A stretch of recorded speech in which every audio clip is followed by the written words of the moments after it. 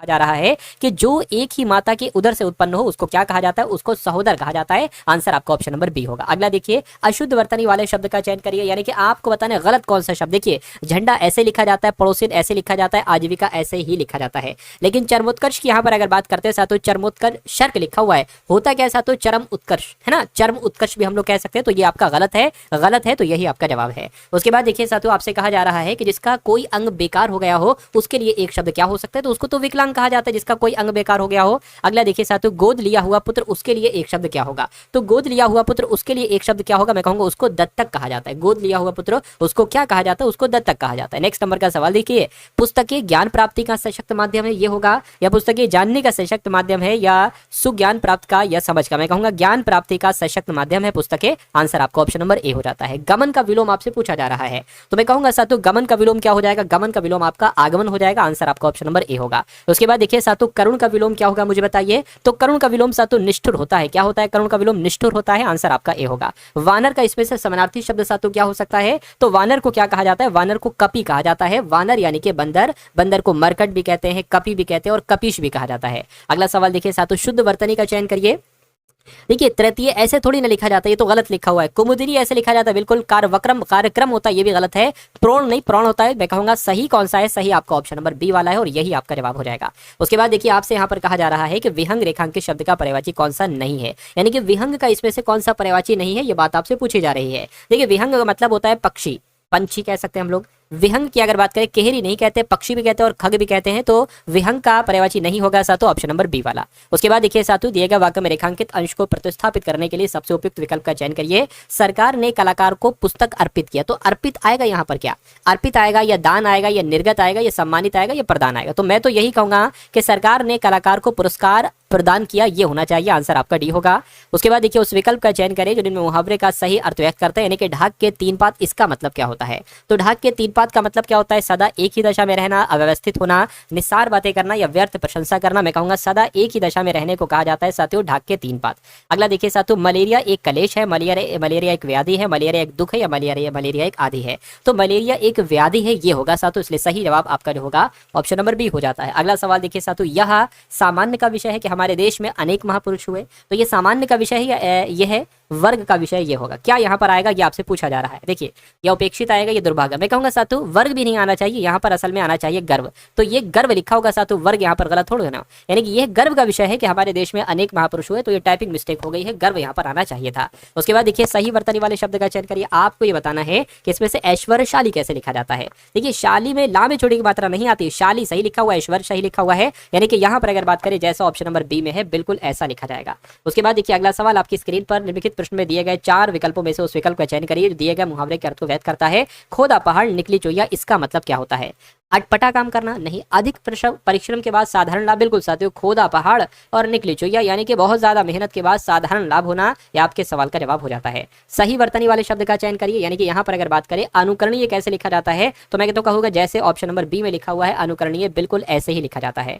अगला देखिए साथियों, आपसे कहा जा रहा है जो जानने की इच्छा रखता हो उसके लिए एक शब्द क्या हो सकता है, उसको क्या कहा जाता है साथियों, जो जानने की इच्छा रखता है, ये आपसे पूछा जा रहा है। जिज्ञासु नहीं कहते, जिज्ञासा नहीं, जिज्ञासु कहा जाएगा उसको, जो जानने की इच्छा रखता है उसको जिज्ञासु कहा जाएगा, ये बात आपको ध्यान रखना है ना। है कि लंगोटी में फाग खेलना, इस मुहावरे का मतलब क्या हो सकता है, पुराने रीति रिवाजों का अनुसरण करना, नई धनी का निर्धन हो जाना, भाग्य से बंधा होना, दरिद्रता से में आनंद लूटना, बिल्कुल लंगोटी में फाग खेलना यानी कि दरिद्रता में आनंद लूटना, ये आपका जवाब हो जाएगा। उसके बाद देखिए, जो उपकारों को नहीं मानता उसके लिए एक शब्द क्या हो सकता है, जो उपकारों को नहीं मानता है, मुझे बताइए, तो मैं कहूंगा सा तो उसको कृतज्ञ कहा जाएगा। जो उपकारों को नहीं मानता उसके लिए एक शब्द क्या होगा, उसके लिए एक शब्द कृतज्ञ होगा। आंसर आपका ऑप्शन नंबर डी हो जाता है। अगला देखिए, आपसे कहा जा रहा है कि संविधान के तहत कौन से अनुच्छेद है जो कहता है कि राष्ट्रपति के पास किसी भी दोषी की सजा को कम करने या उसकी सजा को माफ करने की शक्ति होती है, तो मैं तो कहूंगा साथियों वो अनुच्छेद 72 है। इस अनुच्छेद के तहत राष्ट्रपति के पास किसी दोषी व्यक्ति की सजा को कम करने या उसे माफी देने की पूरी शक्ति होती है राष्ट्रपति के पास।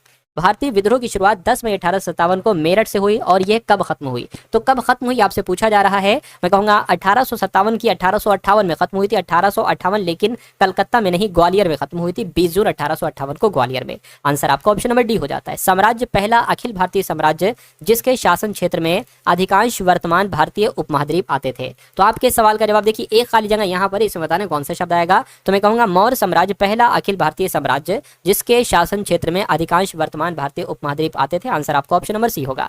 उसके बाद देखिए अगला सवाल है, सांची को निम्नलिखित में से किस वर्ष यूनेस्को विश्व धरोहर स्थल घोषित किया गया? तो मैं तो कहूंगा साथियों, सांची के स्तूप को 1989 में यूनेस्को विश्व धरोहर स्थल घोषित किया गया था। मृदा प्रबंधन और फसल चक्र, खरपतवार और कीट नियंत्रण और फसलों की वृद्धि और खाद्य उत्पादन में महत्वपूर्ण भूमिका निभाने वाली जलवायु के अध्ययन से संबंधित विज्ञान को क्या कहा जाता है? घास विज्ञान नहीं, शरीर रचना विज्ञान नहीं, कोशिका विज्ञान नहीं सा, तो इसको कृषि विज्ञान कहा जाता है। ये क्वेश्चन वाकई में बहुत इंपॉर्टेंट है, आपको याद रखना है। अगला सवाल देखिए, आपसे पूछा जा रहा है सातों, लेबैंग बुमनी निम्नलिखित में से किस राज्य का एक प्रदर्शनकारी लोक नृत्य है? तो ये त्रिपुरा का लोक नृत्य है। कौन सा? लेबैंग बुमनी जो है ना, ये त्रिपुरा का लोक नृत्य है, आपको मालूम होना चाहिए। एग्जाम वॉरियर्स पुस्तक के लेखक कौन है? तो मैं कहूंगा नरेंद्र मोदी एग्जाम वॉरियर नामक पुस्तक के लेखक है। उसके बाद देखिए अगला सवाल, मनुष्य में गुणसूत्रों के कितने युग्म होते हैं? तो कितने युग्म होते हैं साथियों? मैं कहूंगा 23 गुणसूत्रों, यानी कि मनुष्य में गुणसूत्रों के कितने युग्म होते हैं? 23 होते हैं, लेकिन टोटल गुणसूत्र कितने माने जाते हैं साथियों? 46 माने जाते हैं। उसके बाद देखिए निम्नलिखित में से कौन सा पुरस्कार प्रतिष्ठित अंतर्राष्ट्रीय खेल प्रतिस्पर्धाओं में पदक विजेताओं के कोच को दिया जाता है? तो जो कोच को पुरस्कार दिया जाता है साथियों, वो द्रोणाचार्य नाम का पुरस्कार दिया जाता है, आपको ध्यान रखना है। आंसर आपका सी होगा। हिंदू विधवा पुनर्विवाह अधिनियम निम्नलिखित में से किस वर्ष में लागू किया गया था? तो ये साथियों 1856 में लागू किया गया था। 1856 आपका जवाब हो जाएगा। उसके बाद देखिए विलियम जोन्स कप निम्नलिखित में से किस खेल से संबंधित है? तो इस कप की अगर बात करते हैं साथियों, ये बास्केटबॉल से संबंधित है। आंसर आपका जो जाएगा वो ऑप्शन नंबर बी होगा। उसके बाद देखिए, किसने 7 महाद्वीपों की सबसे ऊंची चोटी को फतेह किया? तो आपका जवाब साथियों यहाँ पर क्या हो जाना चाहिए, फटाफट आप लोग मुझे बताइए। चलिए, तो आपका जवाब साथियों काम्या कार्तिकेयन हो जाएगा। इन्होंने ही 7 महाद्वीपों की सबसे ऊंची चोटी को फतेह किया है। किस राज्य सरकार ने भाषा संबंधी बाधाओं को दूर करने के लिए स्वर प्लेटफॉर्म लॉन्च किया है? तो साथियों स्वर प्लेटफॉर्म अभी हाल फिलहाल में ही लॉन्च किया गया है, गुजरात राज्य सरकार के द्वारा लॉन्च किया गया है स्वर प्लेटफॉर्म। उसके बाद देखिए साथियों, किस शतरंज खिलाड़ी ने ड्रेस कोड की वजह से FIDE World Rapid and Blitz Chess Championship को छोड़ा है? तो यहाँ पर अगर बात करते हैं साथियों, किसकी बात चल रही है? मैग्नस कार्लसन की बात चल रही है। इन्होंने ही ड्रेस कोड की वजह से FIDE World Rapid and Blitz Chess Championship को छोड़ा है। उसके बाद देखिए, विश्व विख्यात सूफी संत ख्वाजा मोइनुद्दीन हसन चिश्ती का 813वां वर्ष उर्स जो है ना, ये कहाँ पर आयोजित किया गया है? तो ये कहाँ पर आयोजित किया गया है, ये बात साथियों यहाँ पर आपसे पूछी जा रही है, फटाफट आप लोग मुझे बता दीजिए।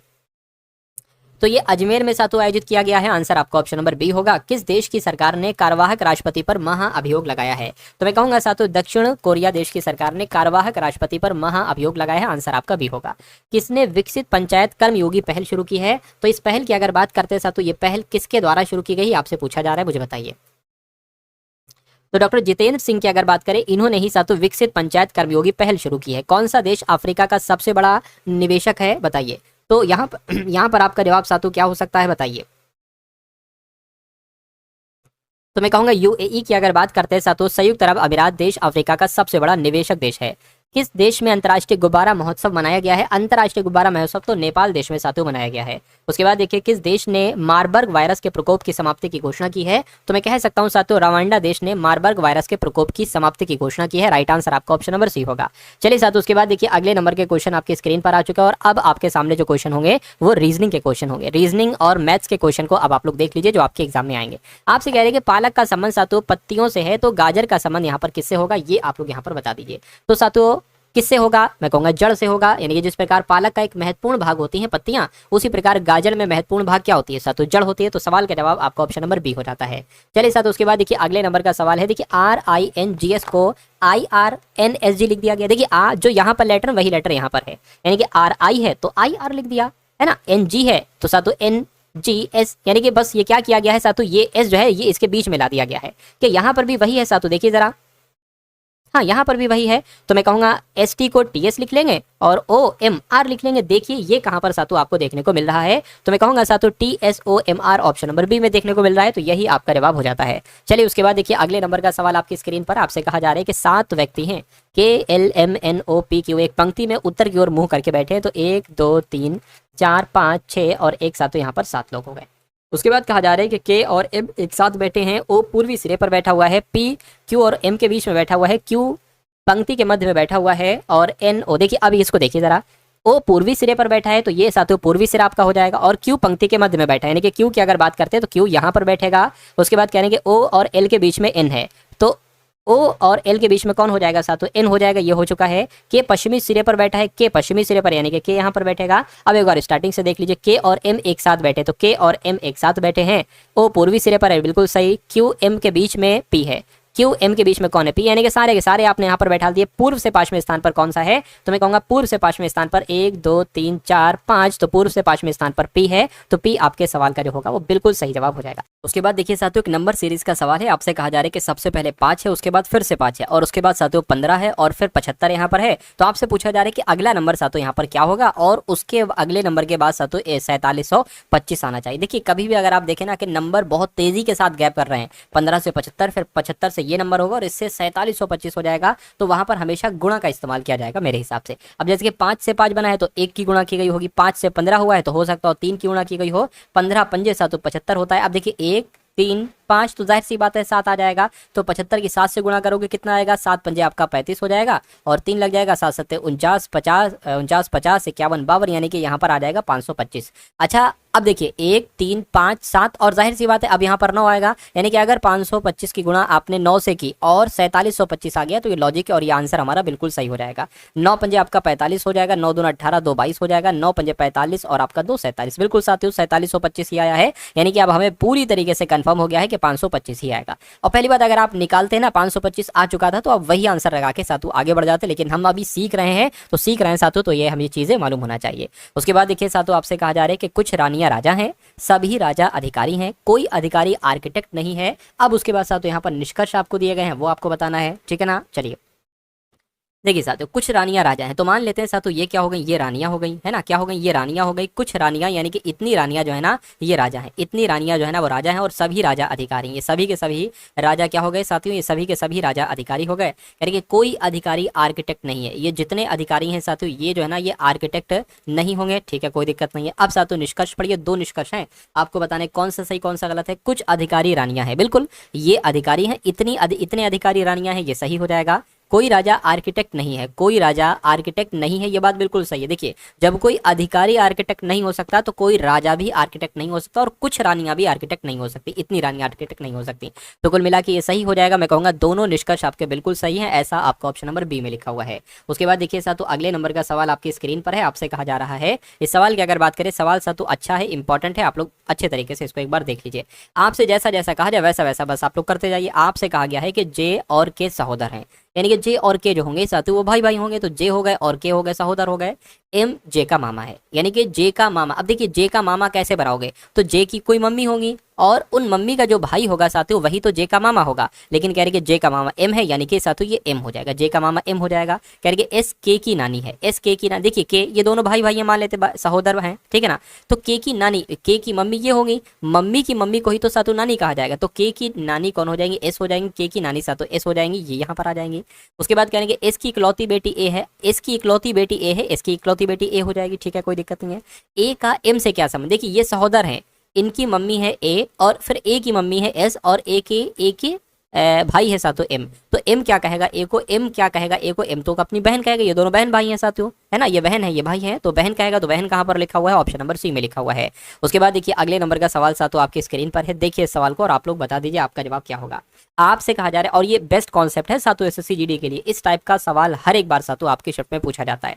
एक पंक्ति में मनु बाईं ओर से 14वें स्थान पर, जैसे कह रहे वैसे कर लीजिए। मनु की अगर हम बात करें तो मनु जो है ना वो 14वें स्थान पर है साथियों बाईं ओर से, और दाईं ओर से 9वें स्थान पर, यानी कि अगर इसको हम साथियों 9वें स्थान इधर से काउंट करते हैं दाईं तरफ से, तो मनु जो है ना वो कौन से स्थान पर आ जाती है साथियों, दाएं स्थान पर आ जाती है, ठीक है। अच्छा यहाँ पर एक चीज मिसिंग है साथियों, सॉरी सैम की बात चल रही है, मनु की नहीं, ये जो है मैं सैम पढ़ नहीं पाया था, कोई दिक्कत नहीं है, यानी कि अब मैं आपको दोबारा से बता देता हूँ। देखिए बाईं तरफ से मनु का जो स्थान है वो 14वां यहाँ पर लिखा है, और सैम को दाईं तरफ से देखते हैं तो ये 9वें स्थान पर है। आपसे कहा जा रहा है कि यदि वे आपस में अपना स्थान बदल लेते मतलब सैम यहाँ पर है यहाँ पर आ जाता है, और मनु यहाँ पर है मनु यहाँ पर आ जाती है, आपस में अपना स्थान अदल बदल कर लेते हैं तो सैम दाईं ओर से 12वां हो जाता है, यानी कि अब सैम यहाँ पर आ जाएगा, अब सैम कहां पर आ जाएगा, यहाँ पर आ जाएगा साथियों। तो सैम को अगर इधर से देखते हैं तो इसकी पोजीशन क्या बैठती है साथियों, 12 बैठती है, लेकिन ये यहाँ पर है साथियों, जो कि अब देखिए हमें इसके 14, ये 14 नंबर पर है इधर से, इधर कितने लोग होंगे, इधर जाहिर सी बात है 13 लोग होंगे, तो यहाँ से यहाँ तक अगर आप काउंट करोगे तो 12 लोग हैं, इसके इधर को 13 लोग हैं।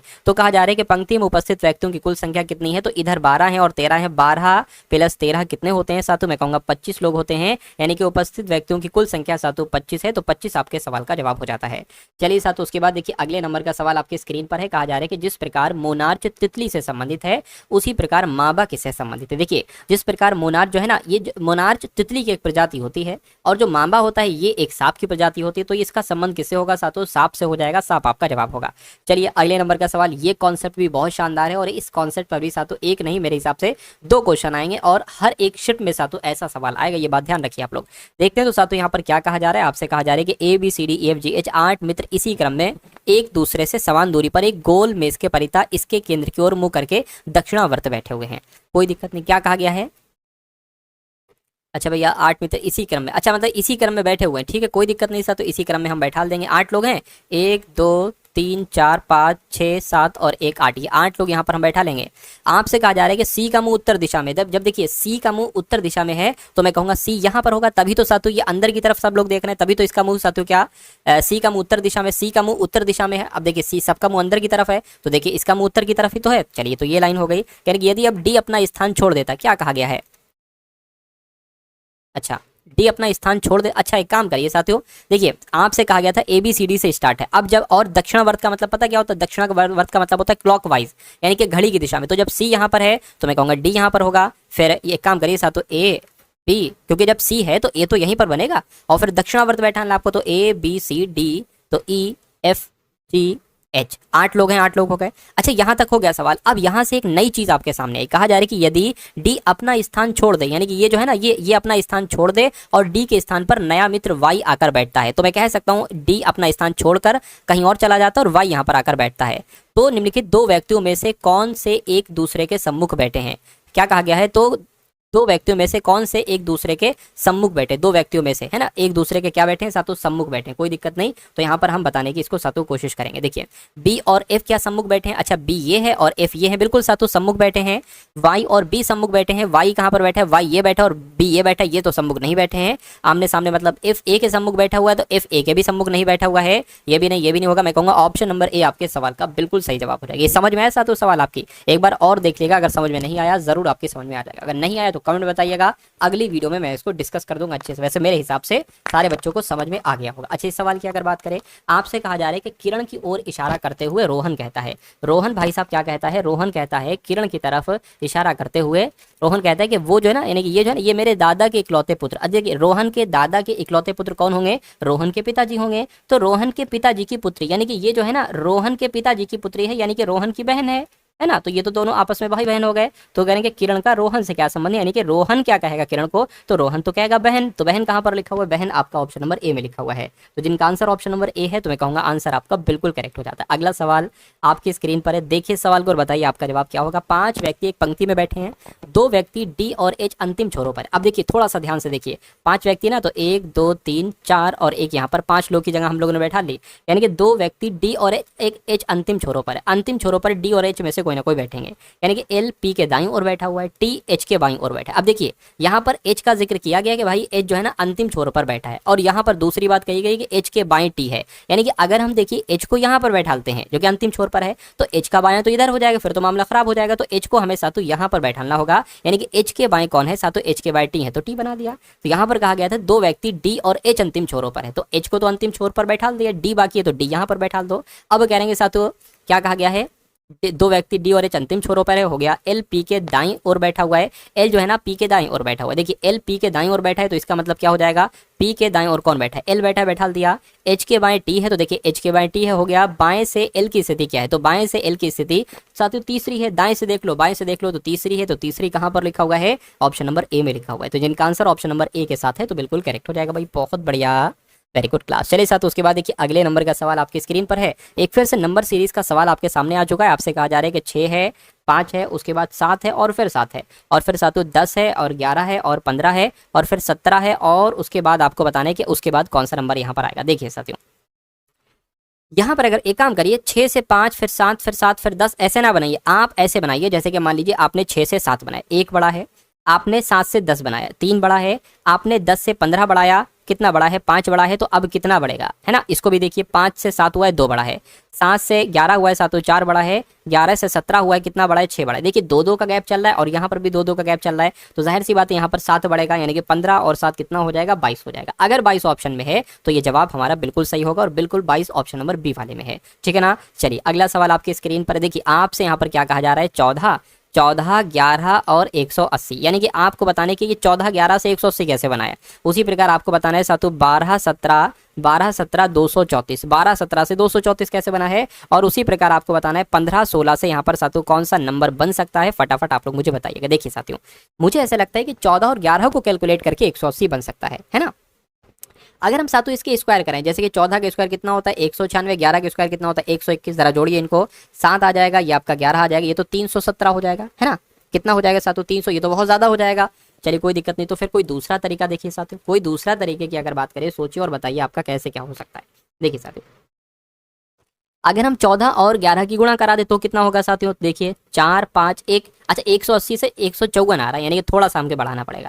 तो एक काम करिए, इसको साथियों आप 15 कर दीजिए, 1 बढ़ा दीजिए, और इसको साथियों 12 कर दीजिए। अब जरा गुणा कराइए, तो 15 और 12 की अगर बात करते हैं साथियों, 15 दूना 30, 15 एकम 15, 0, 8, और देखिए 180 आ गया, बिल्कुल सही। यानी कि अब उसी प्रकार 12, 17 है ना, तो 12 में बढ़ाकर 1 13 और ये 18, तो 18 और 13 की गुणा कराइए, 18 और 13 की अगर गुणा कराते हैं, 3 अट्ठे आपका 24 हो जाएगा, 3 एकम 3, 4 5 हो जाएगा, और ये आपका 18 हो गया, यानी कि 4 हो गया, और ये आपका कितना हो जाएगा साथियों 13 हो जाएगा, 234, बिल्कुल देखिए साथियों 234 है। तो उसी प्रकार 15 से 16 और 16 से 17 इनकी आपको कैलकुलेशन कराना है, तो 16 17 की गुणा करा लीजिए, 6 7 आपका 42 हो जाएगा, 4 से करेंगे तो साथियों यहाँ पर 11 आ जाएगा।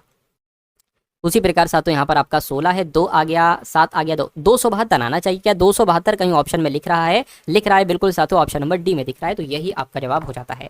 चलिए साथियों, अगले नंबर का सवाल आपकी स्क्रीन पर है, देखिए और बताइए आपका जवाब क्या होगा। देखिए ये दी गई शीट को मोड़कर एक घन बनाया जाता है, इस प्रकार बनाए गए घन में चिन्हों का कौन सा युग्म इसके विपरीत पृष्ठों पर होगा। ये मैं कह सकता हूँ साथियों, एक चित्र यहाँ पर होना चाहिए था लेकिन नहीं हुआ, टाइपिस्ट हो सकता हो साथियों वो चित्र लगाना भूल गया हो, कोई दिक्कत नहीं साथियों, है ना। चलिए, तो इसलिए इसको स्किप कर देना चाहिए।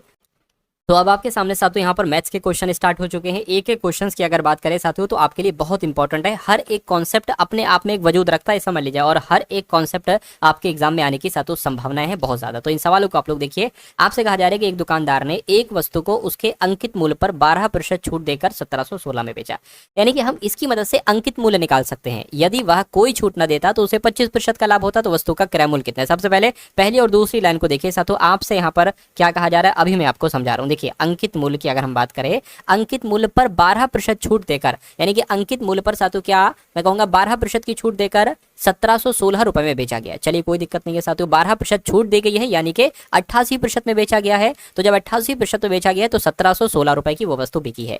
यानी कि यहां पर अगर बात करते हैं साथियों हम लोग, तो 1716 बटे 88 ये आपका 1% की वैल्यू हो जाएगी। 100% की वैल्यू निकालने के लिए इसको 100 से गुणा कर देंगे और ये निकलेगा, इसको जब आप कैलकुलेट करेंगे तो वो आपका अंकित मूल्य निकलेगा। देखिए साथियों 11 एकम 11, 6 जाएगा, कितना बचेगा साथियों 6 बचेगा, तो 11 पंजे आपका आ जाएगा, फिर 6 बचेगा, 11 छंग आपका आ जाएगा, कट हो गया, और 11 अट्ठे 88 हो जाएगा।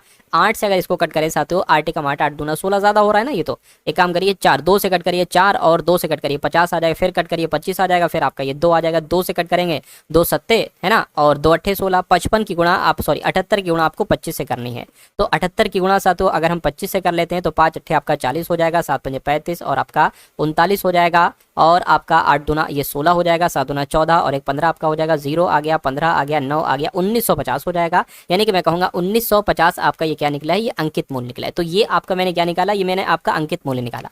अच्छा उसके बाद कहा जा रहा है कि अगर कोई छूट ना दी जाती, क्या साथियों अगर कोई छूट ना दी जाती, ठीक है भैया, अगर कोई छूट ना दी जाए तो 25% का लाभ होता, यानी कि 25% का लाभ होता। तो अगर हम बात करते हैं साथियों 125% में वो चीज होती है ना। 1950 की अगर हम बात करें तो 1950 125 की वैल्यू यहाँ पर है। तो आपसे क्रय मूल्य पूछा जा रहा है, क्रय मूल्य होता है 100%, तो 125% बराबर अगर 1950 है तो 100% की वैल्यू क्या होगी। 1950 के नीचे अगर 125 आ जाएगा तो ये 1% की वैल्यू आ जाएगी।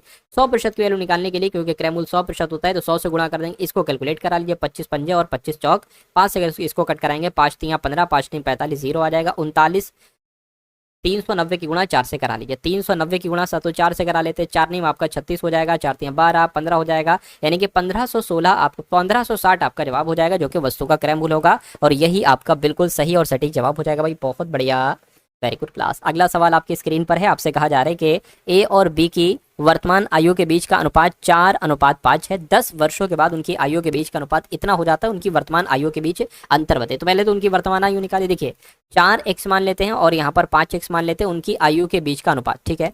10 वर्ष बाद तो साथ 10 इसमें जोड़ दीजिए। 10 वर्ष बाद जो उनका आयु का अनुपात होता है वो 5:6 हो जाता है। तो इसको कैलकुलेट कर लीजिए, इसमें से आप x का मान निकाल दीजिए, ठीक है ना।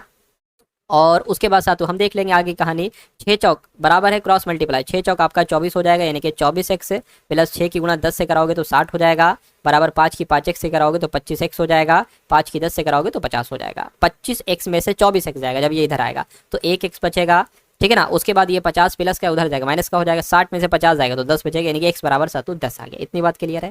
उसके बाद करेंगे उनकी वर्तमान आयु के बीच अंतर क्या होगा। अब दोनों की आयु निकाल लीजिए। क्या सातु उनकी वर्तमान आयु कितनी है, या एक काम करिए उनकी वर्तमान आयु सातु ये है ना 4, तो इनके बीच अंतर कितना है, 1 का अंतर है, यानी कि x का अंतर है।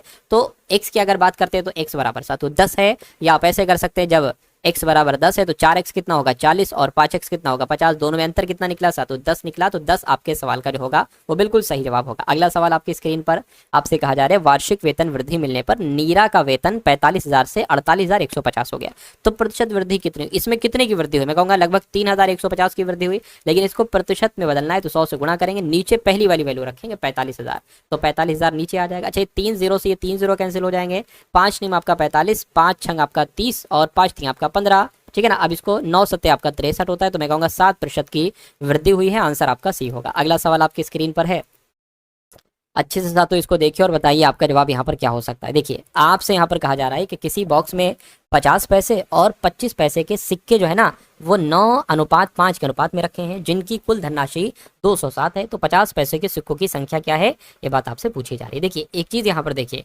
अगर ये 50 पैसे तो मैं कहूंगा ये 1/2 है, ये 25 पैसे तो ये 1/4 है। इतनी तो बात समझ में है साथियों, है ना। देखिए साथियों अब 50 पैसे और 25 पैसे, यानी कि 50 पैसे 1/2 जो है ना वो 9 है, तो 1/2 और गुणा, देखिए ये 9 और 5 के अनुपात में है, तो मैं कहूँगा 9x और 5x हो जाएगा, तो इसकी गुणा सातु 9x से हो जाएगी, ठीक है। प्लस कर दीजिए, ये 1/4 है तो 1/4 आ जाएगा, और गुणा आपका क्या आ जाएगा 5x यहाँ पर आ जाएगा। इन सब को जब जोड़ा जाता है तो कुल धनराशि 207 बैठती है, तो 207 सातु यहाँ पर आपकी आ जाएगी। इतनी बात सातु क्लियर है, ठीक है, कोई दिक्कत नहीं। अब देखिए इसको आप कैलकुलेट कराइए, 9 एकम 9 यानी कि 9x/2 आ जाएगा, प्लस आपका 5x/ यहाँ पर 4 आ जाएगा, बराबर आपका कितना आ जाएगा 207 आ जाएगा। इसको थोड़ा कैलकुलेट करा लीजिए, 4 नीम कितना हो जाएगा, है ना 36 हो जाएगा, यानी कि 36x प्लस 5 दूना आपका 10x हो जाएगा, और ये कितना बैठ जाएगा 4 दूना 8 बराबर कितना आ जाएगा 207 आ जाएगा। देखिए साथियों 36x और 10x कितना हो जाएगा 46x हो जाएगा, बराबर 207 गुणा 8 हो जाएगा। अब x बराबर क्या हो जाएगा साथियों 207 गुणा 8 बटे यहाँ पर 46 हो जाएगा। इतनी बात क्लियर है, चलिए कोई दिक्कत नहीं। 2 से कट करते हैं, 2 23 आ जाएगा, यहाँ पर सातों 4 आ जाएगा, है ना। देखिए क्या 23 नीम तो इतने नहीं होते हैं, एक बार देखिए जरा 23 नीम कितने होते हैं, क्योंकि 23 10 करेंगे 230 हो जाएगा, 9 3 आपका 27 हो जाएगा, 9 2 18 19 20, बिल्कुल साथ तो मैंने सही गैस किया, तो 9 आया, 9 चौक 36, यानी कि x बराबर आपका जो आ चुका है वो 36 आ गया है। तो कहने कि 50 पैसे के सिक्कों की संख्या कितनी है, 50 पैसे के सिक्कों की संख्या 9x है, तो x बराबर 36 है, तो 9 गुणा 36 कितना हो जाएगा 9 छंग आपका, यानी कि गुणा आप करा लीजिए साथ, तो इसकी 54 आपका हो जाएगा, 9 3 27 हो जाएगा, आपका ये 32 हो जाएगा, यानी कि 324 आपका जवाब हो जाएगा, जो कि कौन से ऑप्शन में लिखा हुआ है, जो ऑप्शन नंबर बी वाले में लिखा हुआ है। समझ गए साथियों। चलिए नेक्स्ट नंबर का सवाल अब आप लोग देख लीजिए और बताइए इस सवाल का जवाब आपका यहाँ पर क्या हो सकता है। देखिए साथियों आपसे यहाँ पर कहा जा रहा है कि वो कौन सी संख्या है जिसे 39 52 60 क्या 39 52 60 से विभाजित करने पर 39 52 60 से विभाजित करने पर क्रमशः 30 43 और 51 शेष बचते हैं।